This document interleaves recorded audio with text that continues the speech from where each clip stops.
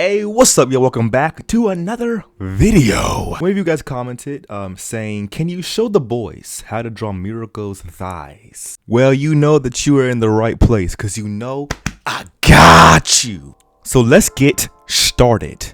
For all of my non-anime consumers, Miriko is a character from My Hero Academia. She's actually my favorite female character.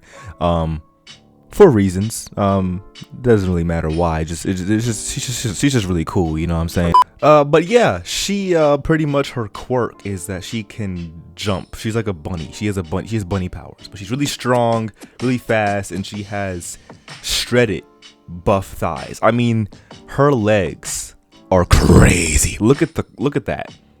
Look at the muscle tone. Look at the definition in that stuff, bro. She can easily crush a watermelon with no problem. Her legs are actually like, really important for her quirk. That's how she gets around and does her moves and stuff. And she uses her legs for most of her fighting. So today, I'll show you guys how you can draw legs like those and what you need to know to make it easier. So enough talking and rambling. Let's start. So right here I have a very light sketch of just some standard thighs. Now I'm going to show you guys the muscles that you have to take into account whenever you're drawing. So I like to think of the muscles on the thigh as three separate groups of muscles. The first one is going to be in the center of the leg, which is going to be, it's sort of going to have this weird like leaf shape. I'll show you what I mean in a second. So drawing out this leaf shape that connects down to the knee. This is the first muscle in the thigh that you want to memorize. Second, we're going to have another one that kind of swoops over here. This is what creates that divot in the leg. And then we're going to have the other one on the side of the thigh. All right. But to be honest, the only muscles that are really important are the first three. That one that stretches across the thigh, like wrapping around it. You don't see it too often unless the person is super lean and shredded.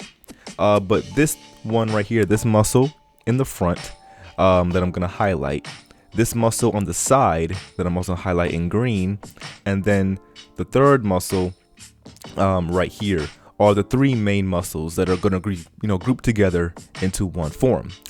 That's the structure that you want to work with, and refining those are really going to give you the muscle of the leg that you want. That strip right there isn't really seen too often. It's mostly like a, I guess, the contour line for the leg. So 1, 2, and 3, and 4 if you want to include the inner thigh.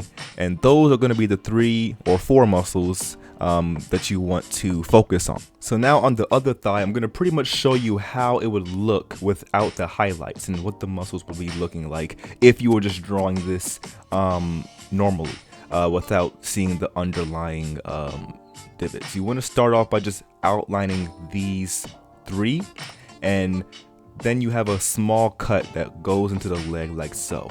And you're gonna create this kind of muscle. All right, now the legs do vary depending on the person. All right, like everyone has different thighs and they're gonna all look different depending on who they are, how much they lift or stuff like that. Some are leaner, some are less buff, but just to make it simple and easy, here's how you want to lay them out whenever you're drawing the thigh. All right, so I always encourage you guys to go online and find references. I think references of female bodybuilders or just muscular women in general are the best reference you can go for whenever you're trying to draw muscular thighs or just buff legs. You know what I'm saying? Looking at pictures like this really help when it comes to building up your visual library, and then eventually you'll be able to do more poses from different angles and from different positions. And once you get more comfortable, you'll be able to create whatever pose you want. So I do recommend study references, break down the muscles into its simple form, and of course, don't overcomplicate it with trying to memorize every single muscle, because the 3 muscles or the 4 that I showed you in the diagram are just the basics. Those are the basic, very, very basic muscles that are going to be the most pronounced. But there are probably like 100 muscles in one leg, you know what I'm saying? Probably more. All right, there's so many muscles in the leg. And some of them can be stronger than others. Some protrude out differently. So always look at different kinds of legs, different kinds of references, and study them as much as possible. And try to figure out which part of the leg shows the most, and see which muscles pop out of the form or the figure the more often. So doing this over and over again will obviously get you more comfortable and get you better at drawing legs. So that is pretty much going to be it for this video. It was a quick one, you know what I'm saying? But right here, I'm just gonna draw out just a a figure for for you guys to look at and show you guys that the more you practice, the better you get. And of course, you want to practice as much as possible.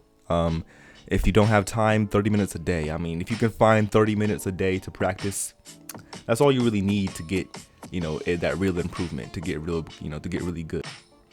So, the best practice is to study from references, and of course, understanding how things work in different poses. You can even download 3D models that have muscle anatomy on them. That can be really helpful as well. So that way you have control over the poses, and you can pretty much study the pose at any angle you see fit, and the muscle anatomy as well. And it's all about simplifying things to where it's not too complicated to actually break down. You know what I'm saying? So this is pretty much my technique on how I would approach drawing Miriko'S legs, or her thighs. More like it's mostly her thighs, but her whole leg in general. So yeah, that's pretty much how you do, how you draw really buff and muscular legs. But anyway, y'all, thank you guys so much for watching and for subscribing. Don't forget to like, comment, and leave down more suggestions for, it can be poses, it can be anatomy tips, it can be coloring tips, whatever you need. Just ask the question, and that I will respond, depending on how many comments I get, or if I see your comment, or how frequent you comment. There's a chance that you'll get your suggestion picked for the next video. You know what I'm saying? So yeah, that is pretty much going to wrap it up, y'all. I appreciate the support. Don't forget to support me on Patreon, where you can get longer and much more in-depth tutorials where I talk about the real science behind it and the advanced techniques behind drawing. But without further ado, y'all, thank you guys again. I'll see you guys in the next video. Peace!